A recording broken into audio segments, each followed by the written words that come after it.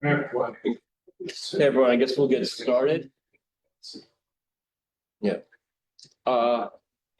Evening, calling this meeting of the Independent Neighborhood Democrats, for October 15th to order. I'm Chance Campbell, president.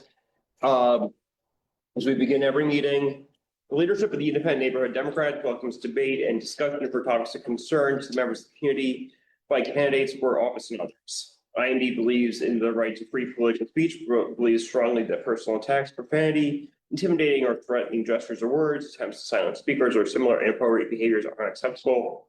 Individuals engaging in such behavior will be asked to leave.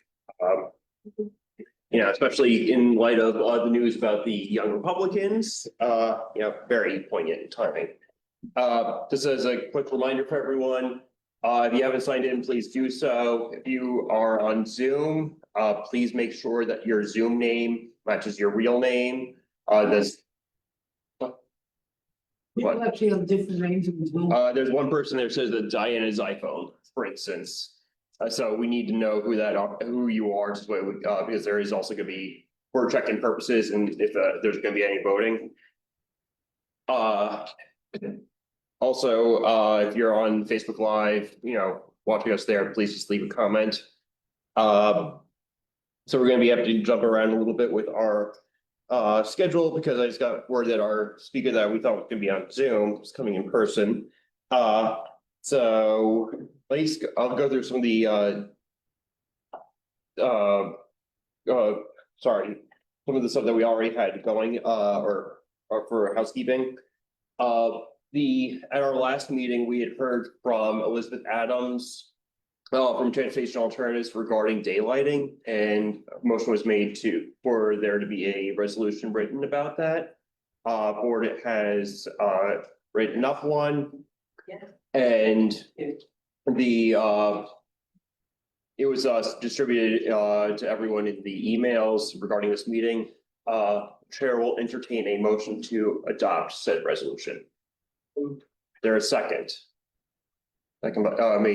Motion made by Matt, second by Ira. Is there any discussion? Any discussion?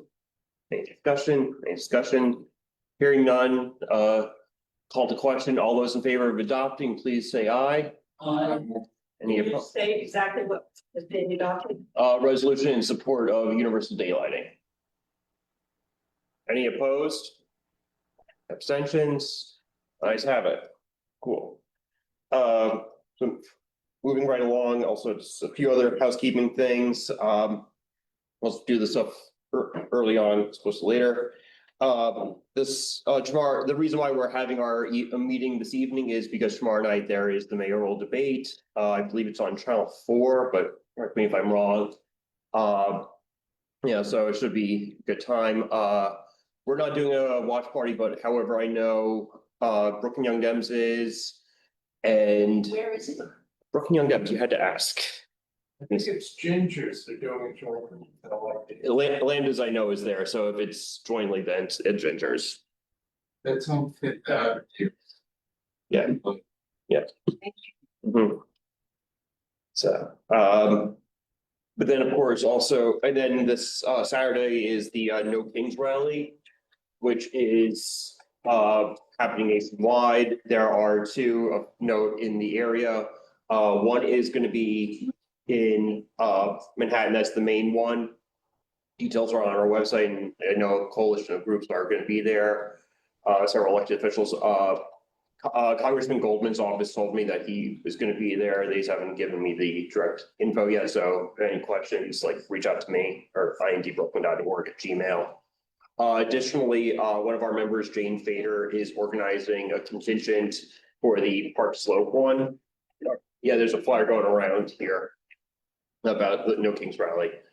Jane Fader is organizing one for the Park Slope one, which is meeting at Great Army Plaza. And so the city one is happening at 11 on Saturday, and the Park Slope one is happening at noon. So you have your options. They also asked that if you intend to wear something yellow, whether it's a top or a scarf or something to identify yourself. Yellow. Yellow. At whichever No Kings event you go to. Yes. People I didn't know about that, but news to me, so.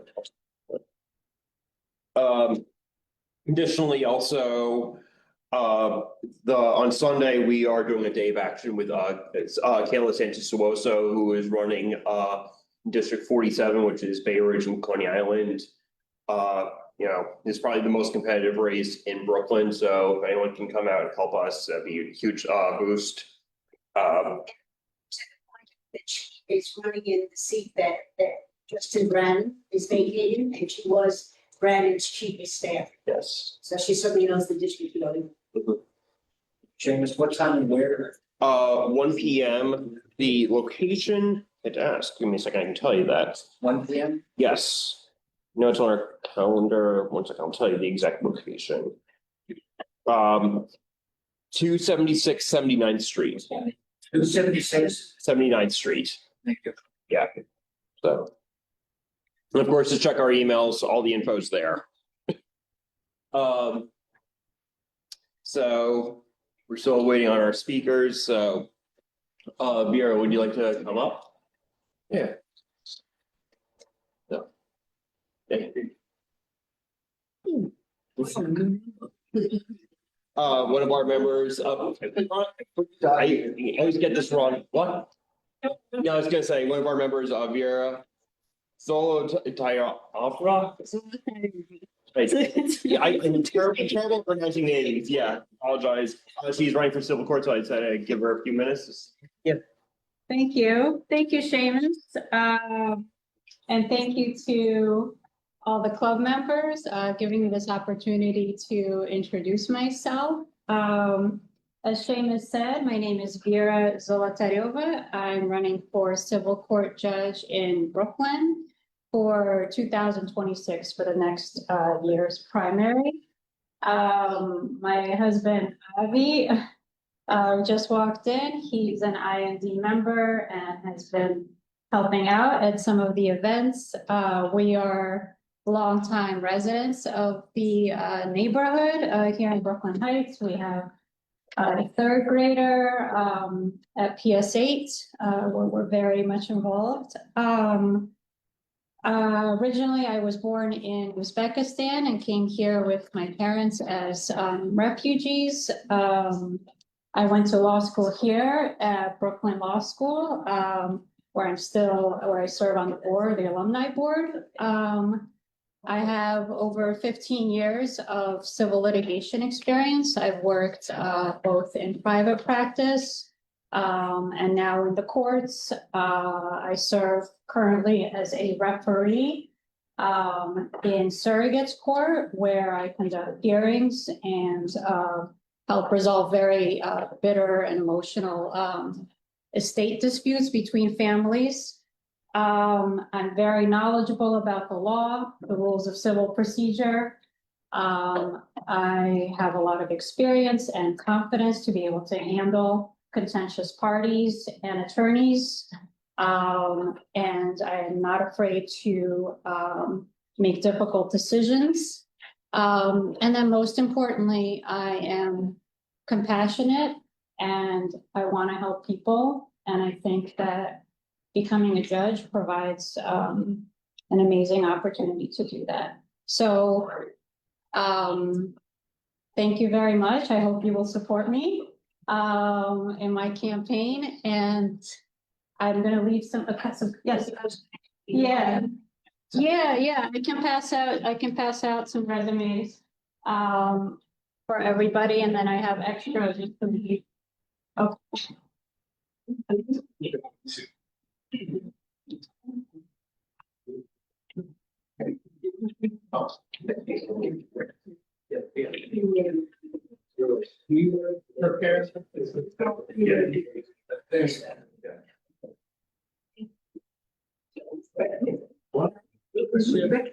Hold on one second.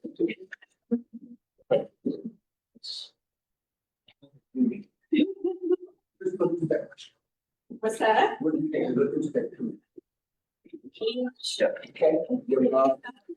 Kew Gardens.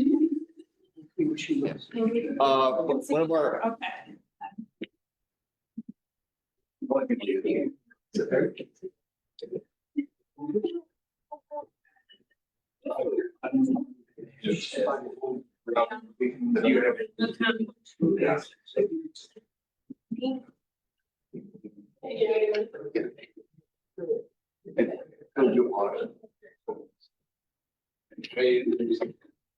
Yes.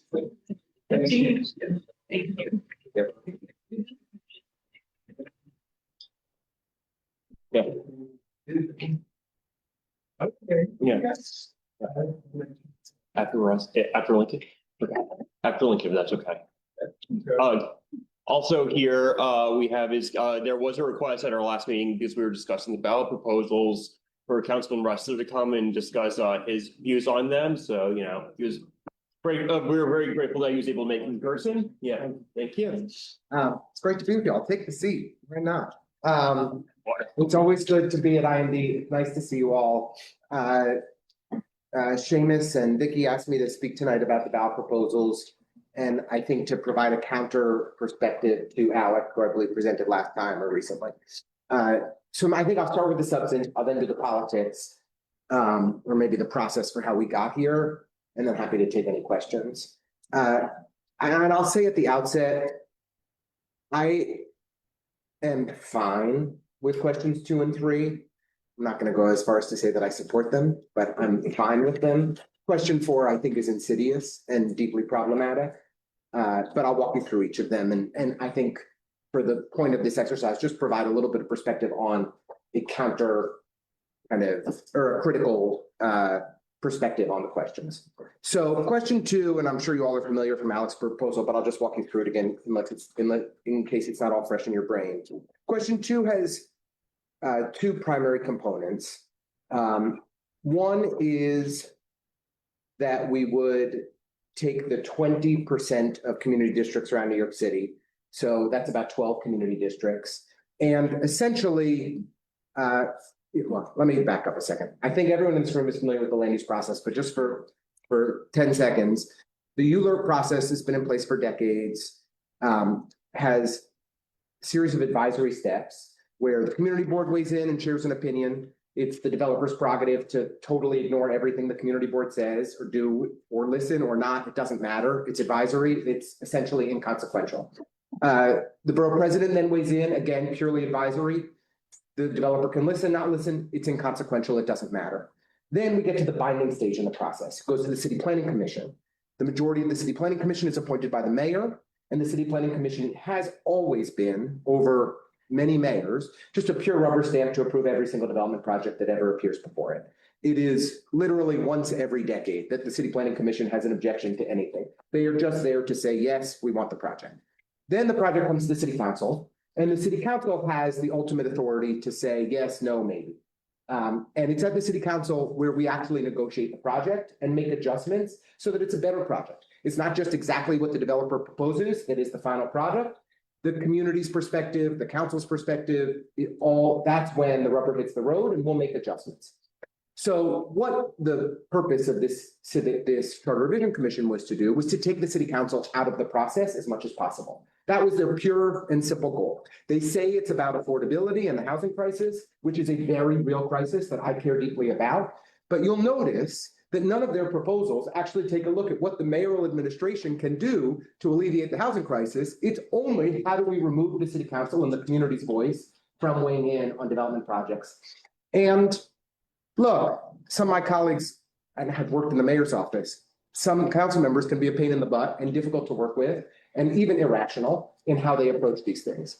And so question 2 does 2 things. One is it takes the 20% of community districts that have produced the least affordable housing and basically takes the council member out of the process.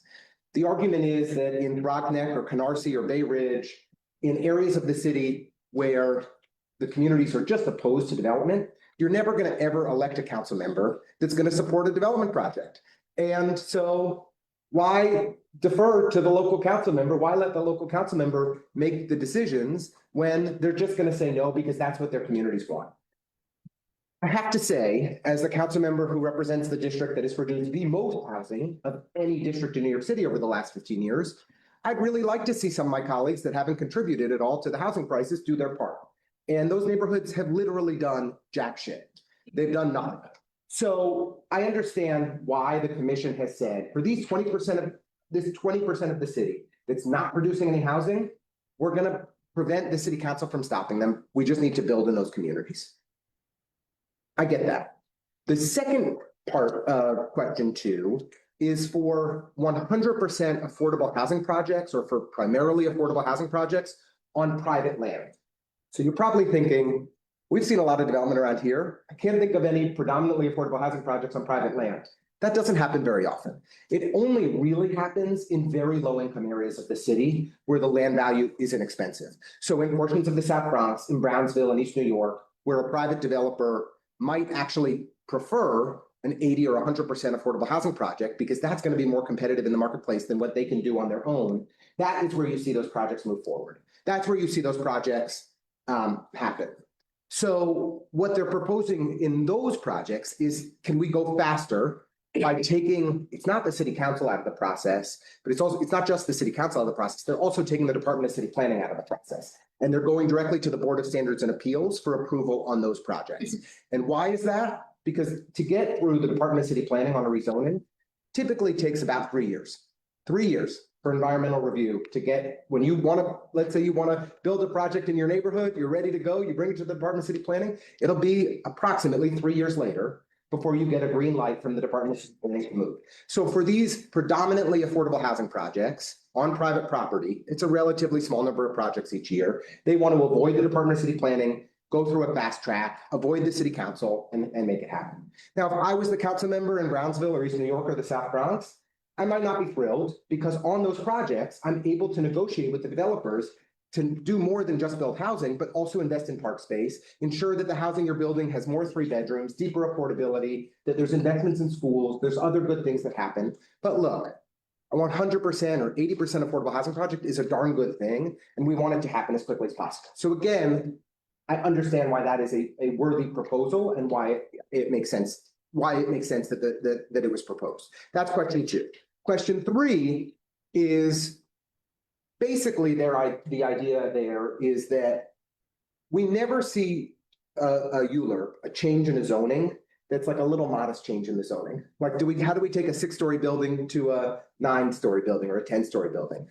Because the land use review process is so expensive and so slow and such a pain in the butt to go through all these city agencies, wait 3 years to get certified by the Department of City Planning, pay for all these fancy lawyers and whatever to get the Department of City Planning and the different city agencies to approve your environmental review, that it's just not worth it to go from 6 to 9 stories. If you're going from 6 to 15 stories or 6 to 20 stories, then you'd go through that whole pain in the ass of a process and get the Department of City Planning's approval and go through a ULURP and come to the city council.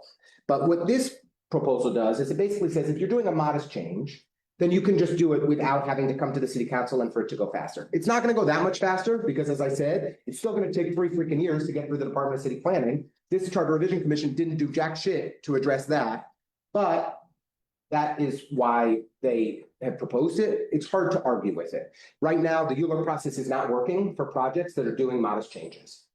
Miss Joanne Simon, in the flesh. Did everyone have a chance to meet Joanne? Yeah. These are the important things.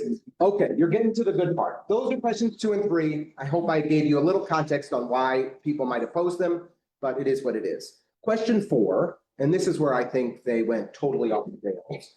This is what they've proposed, the creation of an appeals board. And basically what they're suggesting is that if the city council does not vote in support of a project, then it will go to an appeals board comprised of the mayor, the speaker, and the borough president from the borough of that project. And if 2 out of 3 of those people overrule the city council, then the project moves forward. Sounds reasonable on the face of it, doesn't it? I'm seeing a nod. No, I'm seeing it, I'm just like, judges shouldn't have opinions. So, but friends are nodding, I'll just say. Fair enough.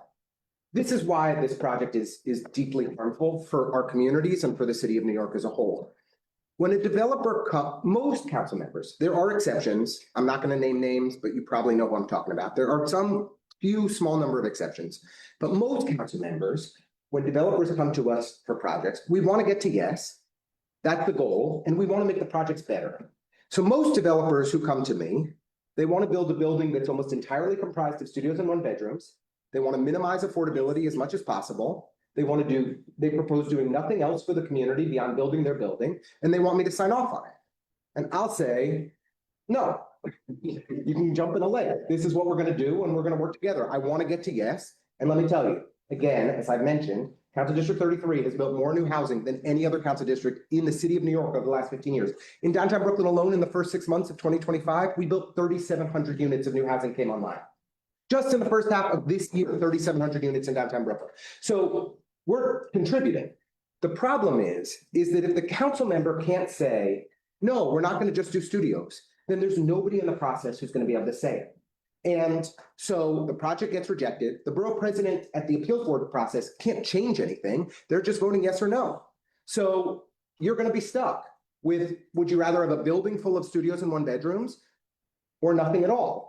You'll probably take the building with studios and 1-bedrooms, but we've just lost the opportunity to build 2 bedrooms and 3 bedrooms. We've lost the opportunity for me to negotiate deeper affordability that working people can actually afford. We've lost the ability for developers to actually contribute to expanding park space in our communities, to making transit investments in our communities, to helping address school needs in our communities, early childhood needs. All of those things are important. And you might say to me, hey, look, in a perfect world, the city should just deal with the parks issues. The city should deal with the schools issues. The mayor's office should take responsibility for that, and developers just there to build housing, and we want that to happen as quickly as possible. I get that. I wish I lived in that perfect world too, but we don't. So we need to make sure that when a developer's coming into our community, making money hand over fist.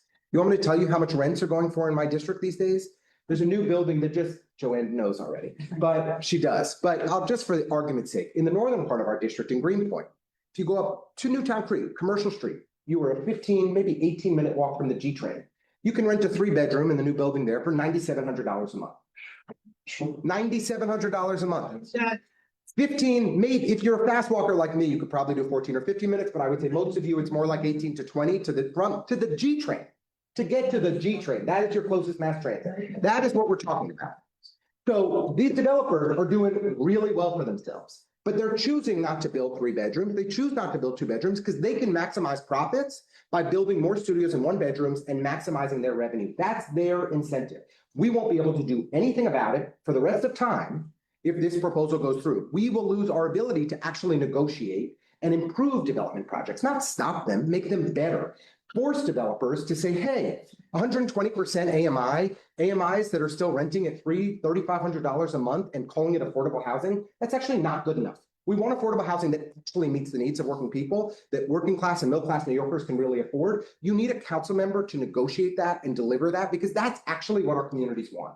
It will never happen again if this shitty, excuse my French, if this shitty fucking proposal goes forward. I feel so strongly about this being a horrible policy. So how did we get here, right? What's the politics of this? Now we get to the good part. So I think we would all agree, anyone with a brain, that Eric Adams' mayoralty was a total failure. It's been an embarrassment. It's been just disgraceful corruption and pretty broad and widespread incompetence across most of this administration. It has been sad for all of us as New Yorkers to witness this mayor undermine the reputation and integrity of city government. The one thing that I think he did that was meaningful was City of Yes.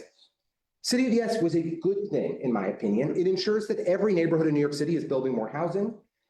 The only reason City of Yes happened is because the city council approved it. And in the middle of negotiations, while we were in the very final stages of determining whether we would approve this mayor's agenda, and there were a number of my colleagues, I was not of this orientation, but I just think it's worth saying, a number of my colleagues felt, why should we give this mayor a win? It was before, it was clear that his political career was over. Why should we deliver him a win? Let's just kill this thing and restart with a new administration 2 years from now and come back to this. I didn't say that. I said, hey, we have an opportunity to do a good thing. Let's get this done and make it happen. But the mayor's staff, because the mayor wasn't involved in anything, because why would he be? The mayor's staff, and I'll name them, Maria Torres Springer, Alex Scherenbeck, and others, said, hey, we should create a charter revision commission to take the city council out of the land use review process. They have been negotiating too hard with us on City of Yes. They've been demanding community investments on resiliency, on park space, on deeper affordability. we don't want to deal with this anymore. We are going to create a charter revision commission that removes the city council and takes the community's voice out of the land use process. That is how we got here. That is what they did. And they appointed a bunch of people who followed their orders and executed on it. And that is all this is. This is a proposal that takes the community out of the approval process on what development is happening in our community. And we need new development. We need lots of it. We have a housing crisis. Do not get me wrong. I am very proud to have approved dozens of ULURPs. Tomorrow I have a hearing on a 1,200 unit building that we're approving on the Williamsburg waterfront.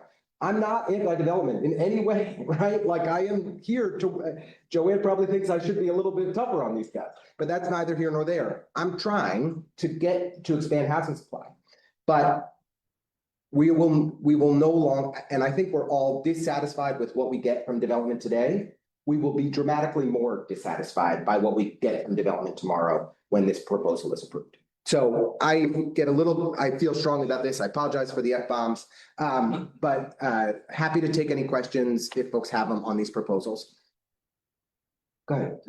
Yeah, so first, I just want to say thank you for only strongly opposing for, which I think is a lot more nuanced than what a lot of folks have been putting out there. And just saying vote down the whole thing. So I would ask when we do put this question out, that the questions be separated so that folks that feel that way will be also have that. So I'll take a minute. On question 4, you know, I understand that it's about negotiation and getting the getting what you can out of the developer, but at the end of the day, you have to have the leverage you're talking about is the leverage to say no, and then nothing happens. So part of this also is that, at least from the pro side, is that there's so many projects that don't even come forward because they don't want to go through this whole negotiation process, and then like has happened for several projects,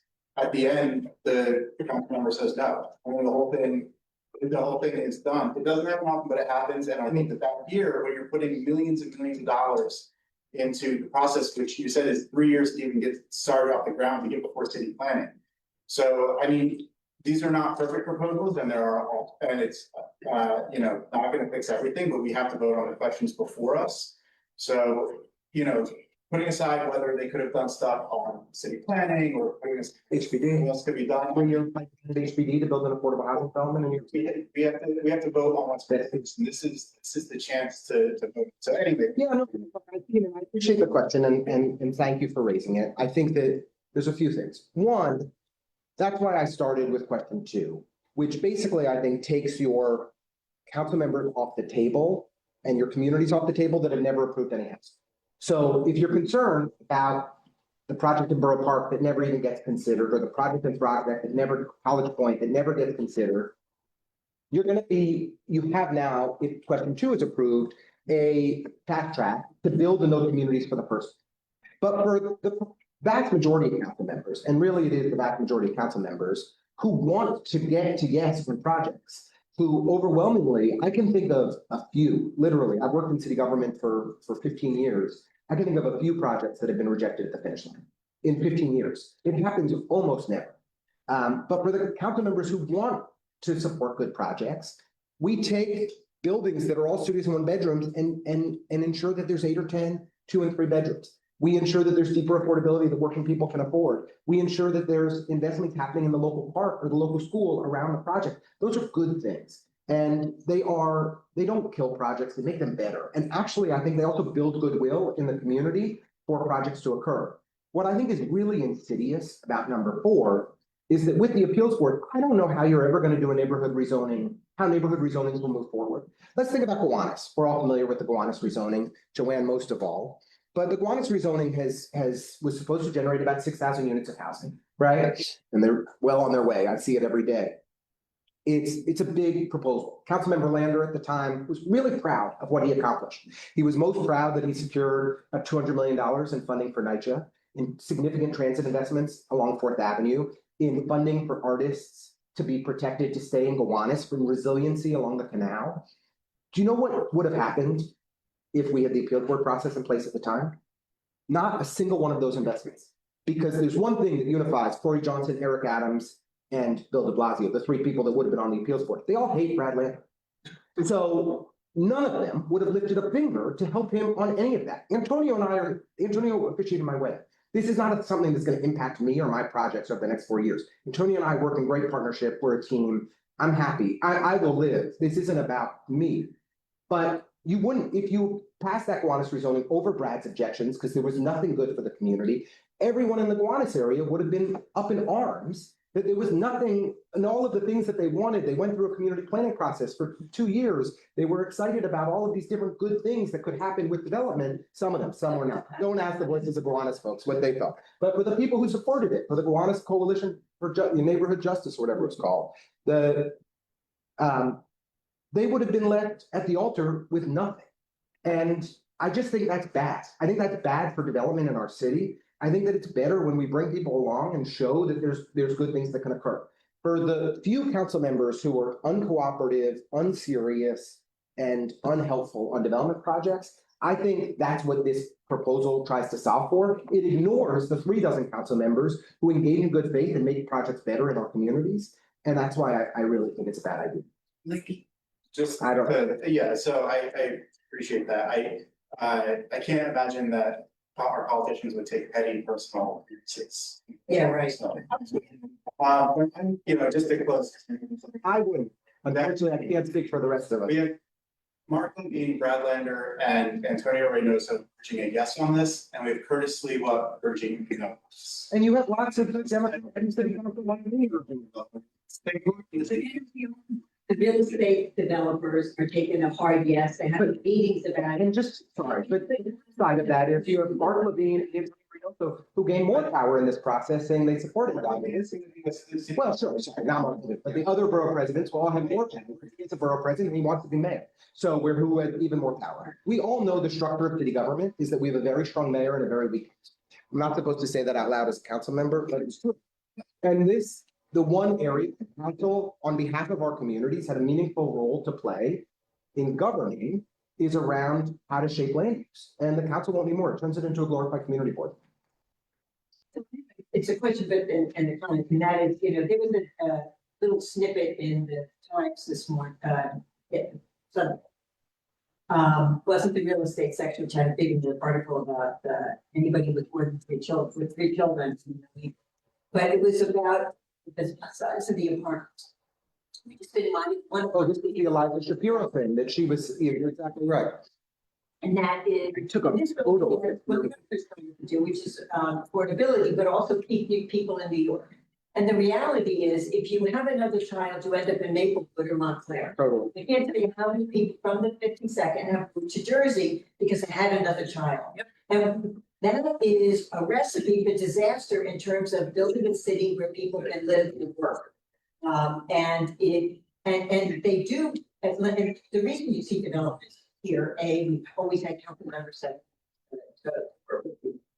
But also, Yeah, that's something. they make money, here than they do in other parts of the borough, where it's cheaper to build, cheaper rents, and the industry makes less money. So when we did the 485X thing, it only applied in those districts where there's already a lot of development, because that's what the industry wants.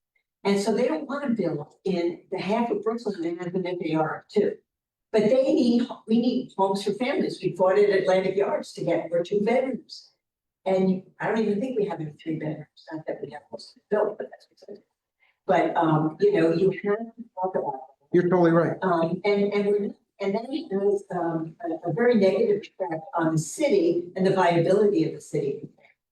And so for me, it's really about, having bigger apartments and that you could raise a family in. Couldn't agree more. In Gowanus, I will tell you, what everybody thinks that's going to come down. First of all, it didn't come down in Minnesota. It leveled on. It didn't come down for one. Number 2, every time they build another building in Gowanus, to Minnesota. Every single time. So because it's a hot neighborhood. And so we have to, if you want to keep things affordable, you have to build it.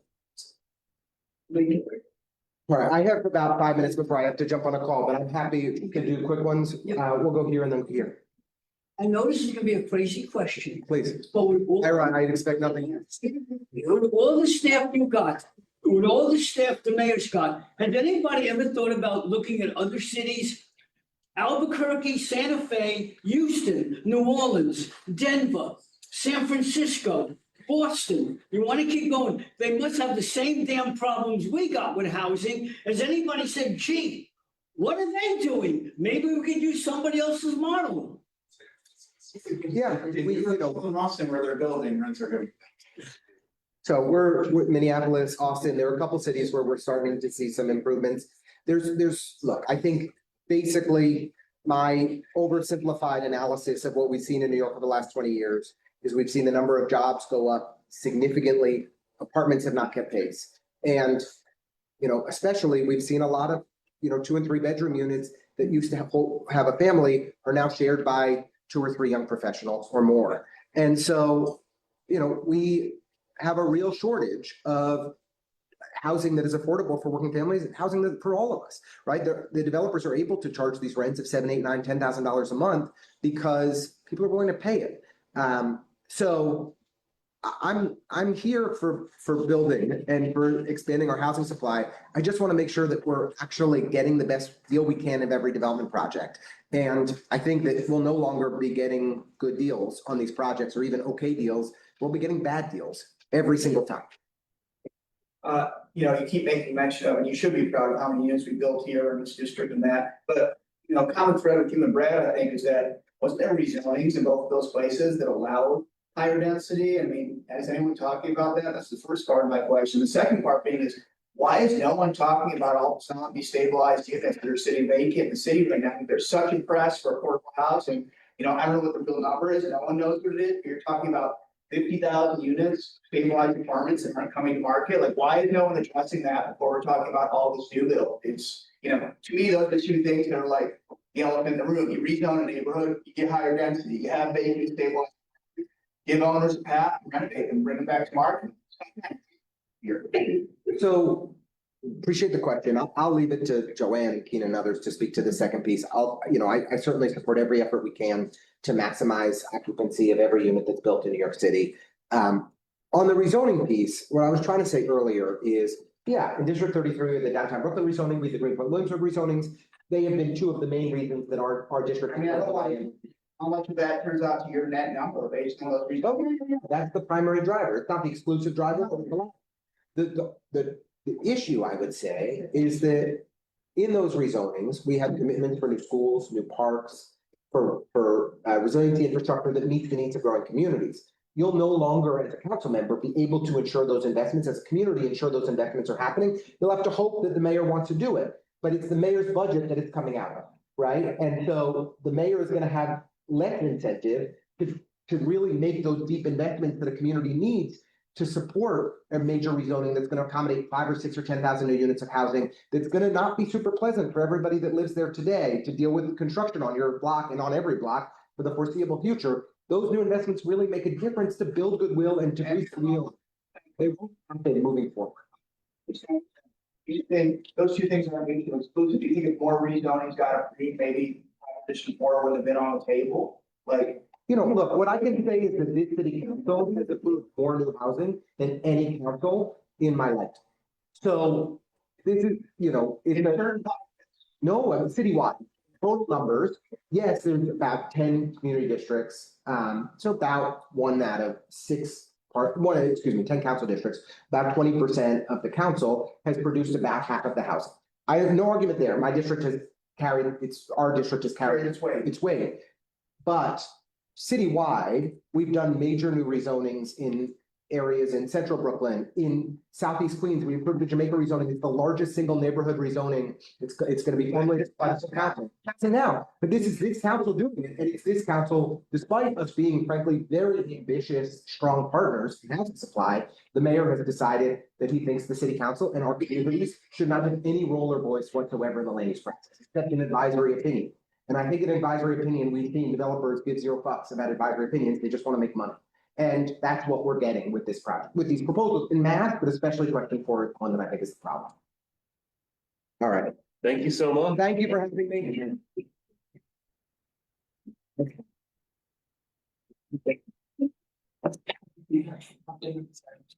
So, wait. So there's been a lot of discussion, of course, about proposals 2 through 6. But there is also, of course, one other item on the ballot, and that is about the Mount Van Hove Olympics Center. And so with that, I actually was able to invite Claudia Bramer from Protect the Adirondacks to speak about that. Like, can you hear us? Yeah, I can. Can you hear me? Yeah. Okay, cool. I'm going to try to share my slides too. If it works, great. If not, we'll be okay. Nice. I made you co-host, so you should be able to. Can you guys see? Yep. Okay, great. Thank you so much. My name is Claudia Bramer. I am Executive Director with Protect the Adirondacks, and I'm happy to talk to you guys about proposal number 1 that's going to be on the back of your ballots. So this is a facility that already exists. It's in the town of North Elba, which is near Lake Placid. And it has this building that you can see on the slide now, but it also has the bobsled run that was created in the 1930s for the Winter Olympics. And it also has Nordic skiing facilities that were built most recently for the 2023 World University Games. Just quick background, the state-owned land in the Adirondack Park is protected by our Constitution. It's Article 14, Section 1, the Forever Wild Clause. I'm going to skip over this. This is just reminding people how big the Adirondack Park is. We have all these different national parks that fit inside the Adirondack Park. And as a reminder, the Adirondack Park is made up of both private lands and state lands. So what we're talking about for the constitutional amendment is really just the state-owned lands. Article 14, Section 1 starts out at the beginning with this beautiful clause about how state-owned land in the Adirondacks must remain forever wild. It has to be kept as wild forest lands. And that means that it can't be sold to private corporations, and it can't have corporate type buildings on it, even if they are state-owned. And in addition, you are not allowed to cut down the trees. Now that has been amended not amended, it's been interpreted by courts over the years to mean a reasonable amount of cutting, really the amount of cutting that would be necessary for a hiking trail. Well, what happened at Mount Van Hovenberg is that it's that facility which you're looking at right there, some of the bobsled run and some of the other smaller buildings that are on the property. It has grown over the years. It was mostly built on town-owned land that is not subject to Article 14, but some of the construction in recent years, you'll see here, has taken place over the boundary line on the state-owned land. And our organization has been basically calling out to the state and telling them that they are violating Article 14, Section 1, when they are building over the line on the state-owned, constitutionally protected lands. And in essence, unfortunately, what they said was, we're going to keep going forward, but we recognize that this is a problem, and we're going to seek a constitutional amendment that would authorize us to have all this stuff on the forest preserve, on the state-owned lands. So now we are where we are today. We support the constitutional amendment because basically it's going to ensure that Article 14 is not just completely ignored, that they understand that they will now be brought into Article 14 fully. It will allow the Olympic Regional Development Authority to have 323 acres to do the Nordic skiing, the cross-country skiing, and the bobsled run, and other related appurtenances like the parking lots and the roads. Up to 323 acres will be allowed for those purposes, and otherwise everything else needs to remain in compliance with Article 14, Section 1. So I talked about that. This is a look at one of the Nordic outdoor ski stadiums, and that's actually listed in the enabling legislation that goes along with this constitutional amendment. So there's a statute that was passed by the legislature that also clarifies that what will be allowed there has to be related to the Nordic skiing facilities, and it can't be other things like hotels or condominiums or swimming pools or zip lines. Those are all things listed in the statute that will not be allowed on this land in our forest preserve. And the really big part that we are very happy about is included in the constitutional amendment, and really another major reason why we are urging voters to vote yes is because the constitutional amendment also requires the state to buy 2,500 acres of compensation land for the forest preserve. So while 323 acres will no longer be fully compliant with Article 14 because it's going to have this Nordic skiing facility on it, which is already there, we, the people of the state of New York, will be getting 2,500 acres in exchange. It'll be new lands. They have not been identified yet, and they will be managed in full compliance with Article 14, Section 1. So that's basically the whole gist of it. You're going to see on the ballot just a short question. If you were to go and look at the entire text of the new resolution, it starts out with that language at the very beginning of Article 14, and then it has a big, long laundry list of other amendments to Article 14, Section 1 that have already passed. So don't get confused by all those other things that you might see if you look up the full resolution. This amendment that we're voting on for Proposition 1 is only for the Mount Van Hoevenberg facility to authorize the 323 acres and to require the state to buy the 2,500 acres of compensation land. I am happy to take any questions, and I appreciate all of your discussion tonight about all the issues going on in the city. Meanwhile, I'm way upstate. I'm sure she is. Any questions? I got one. So what would be the argument against this? Because I haven't really seen any, if there is any. No, I have not heard of any groups or any real opposition. I think that some of the pushback that might be out there is that recently the Olympic Regional Development Authority, which is the agency responsible for managing Mount Van Hoevenberg, that agency also manages Whiteface, and this fall they violated Article 14 again with, in our opinion, with a mountain bike race course track that they built on the mountain. Whiteface is also state-owned land, it's forest preserve, but it has a constitutional amendment that already passed for the ski slopes, for downhill skiing. But there's nothing in the amendment that authorizes them to do mountain bike races. But anyway, some people are like, why should we award ORDA, Olympic Regional Development Authority, with voting yes on this constitutional amendment when they just sort of seem to be thumbing their nose at Article 14. And I fully appreciate that. We were the organization that called them out and basically caught them building this mountain bike trail in violation on Whiteface. But all of that said, I still think that it's important that we bring Mount Van Hoevenberg into and make it covered by a constitutional amendment so that they're not just continuing to violate Article 14 and build more and more and more. And now they will be limited to a specific area, to specific things, and we're getting this compensation land. So that's a long-winded way to say, I don't really think anyone is opposed to this specific amendment. Any other questions? Anyone from online? Very helpful, thank you. Yeah. Thank you so much, Claudia.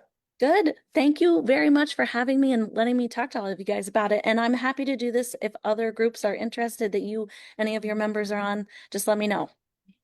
Great. Yeah, you have our contact information, so we'll be in touch. Yep. Thank you. Gonna make sure.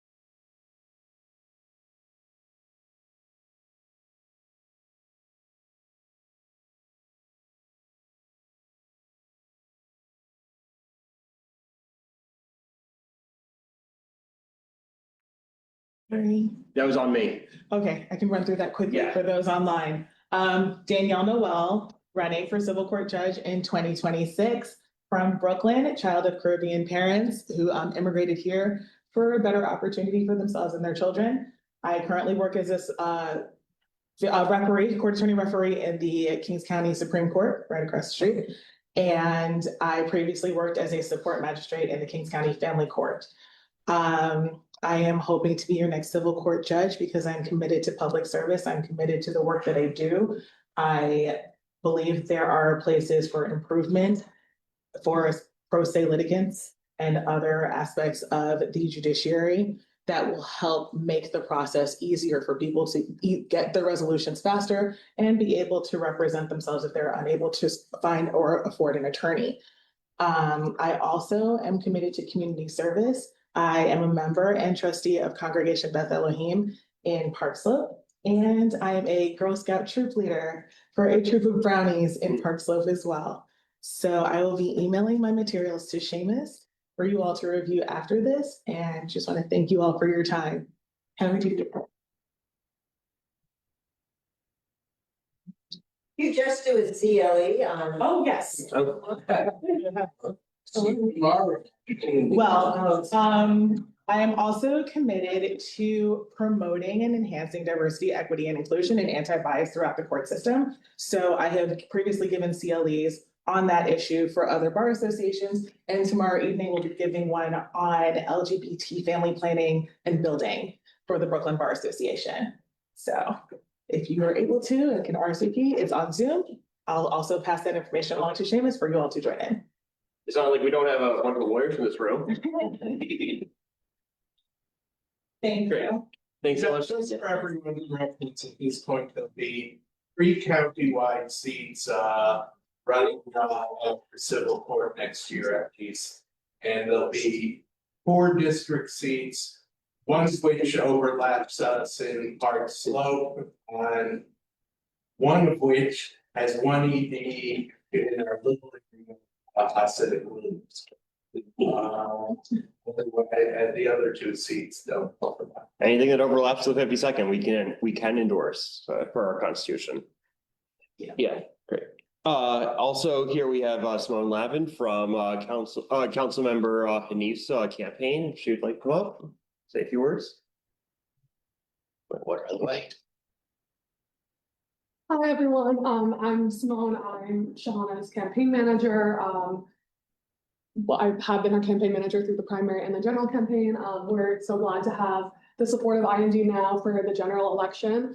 I am here representing the council member who couldn't be here right now, but I can speak specifically to what we're doing on the campaign side of things. I'm also happy to take other questions, but I might not be able to speak to the government in so much detail. But this general election is really not very competitive in the very, very democratic 39th council district. So we are really focusing our energies on mobilizing our many volunteers to help keep the council as blue as it is right now and elect Kayla Santuoso to the council in Bay Ridge, who is running to replace Justin Brannon, as well as to help Zoran win in November. Shahana has been serving for surrogate for him. So we had a wonderful canvas launch with Shahana and Zoran in Park Slope a couple weeks ago. We're also doing a Shahana canvas for Zoran this Sunday. We also took a trip down to Bay Ridge with Crystal Hudson's team and Indivisible Brooklyn last weekend and had a really successful time there. We've also, in addition to what Shahana does in her government capacity, we're doing community outreach, and Shahana was invited to speak at the 2-year October 7th memorial event held by Israelis for Peace that happened last week, and we're of course very happy with the developments that we've seen there. So yeah, I'm happy again to answer any questions about what is going on in the campaign now. Yeah. Or if there aren't any questions, it's also very understandable because there's not a lot going on right now.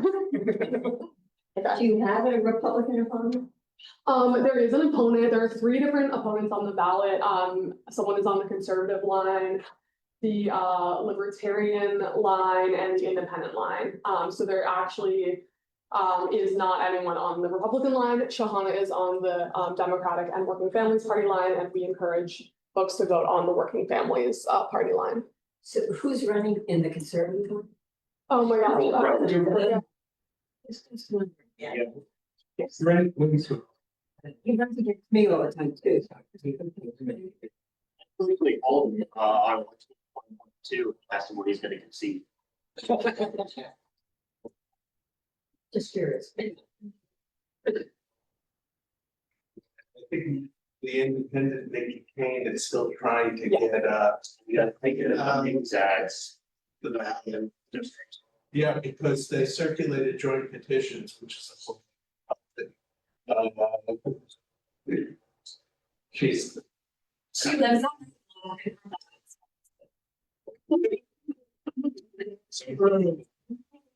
Handed me, I think the extent of her campaign is like handing literature out to people when her dog meeting. She on before the appellate division with. More elections with it, and the commissioner is gonna get a lecture on what is the certain numbers. And that was it. And they just-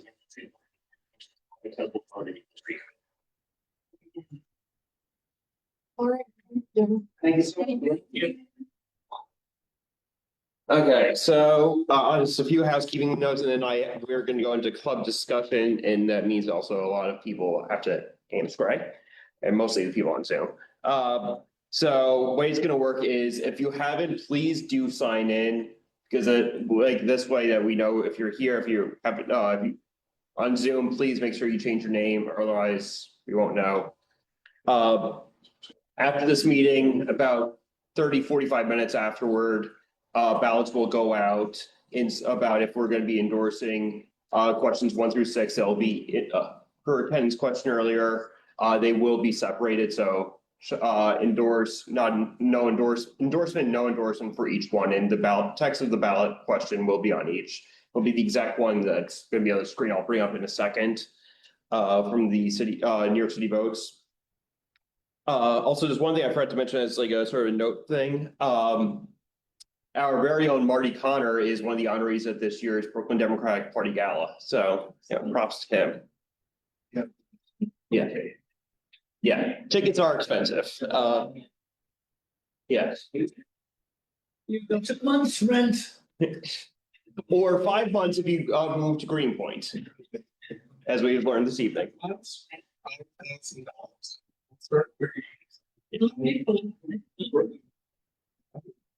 Okay. So yeah, so basically.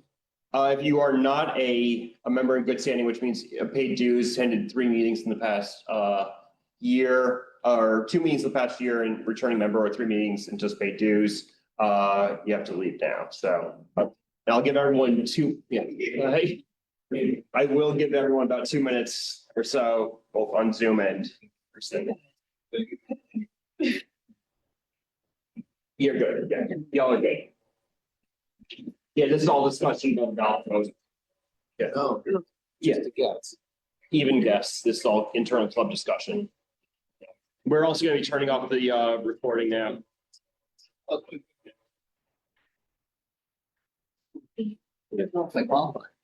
You've been to 1 meeting already, right? Forget, I think you're okay.